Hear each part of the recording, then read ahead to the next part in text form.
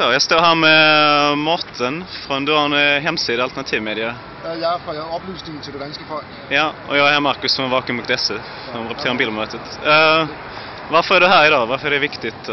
Jeg synes, det er vigtigt at vise, at vi ikke finder os i bilderbølgfolkene mere, eller i det hele taget, vi ikke finder os i de folk mere, der bare tror, at de kan lege med os og gøre, hvad de vil med vores lande og sådan nogle ting. Jeg er træt af de mennesker, der er derinde. De tror bare, at de kan tillade sig alt, fordi de har penge, og ja, de kan købe politikere, de kan købe medierne, de kan købe firmaerne og sådan nogle ting der.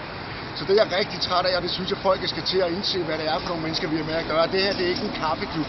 Det her, det er altså seriøse mennesker, der har en god del indflydelse, som netop er med til at påvirke, hvordan vores hverdag skal være, hvordan hverdagen skal hænge sammen, og så videre med arbejdspladser, med hvordan det hele skal miljø, klima, alt de ting, de beslutter derinde. Det er nogle af de ting, der kommer til at ske i fremtiden. For eksempel, så diskuterer man for nogle år siden noget, der hed fracking, skifergas og sådan nogle ting der, og det kan vi jo se i dag, hvordan det bliver og sådan nogle ting der.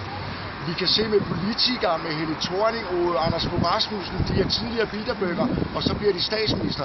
Jeg synes, folk skal til at indse, hvad det er for nogle mennesker, vi har med at gøre i det system her.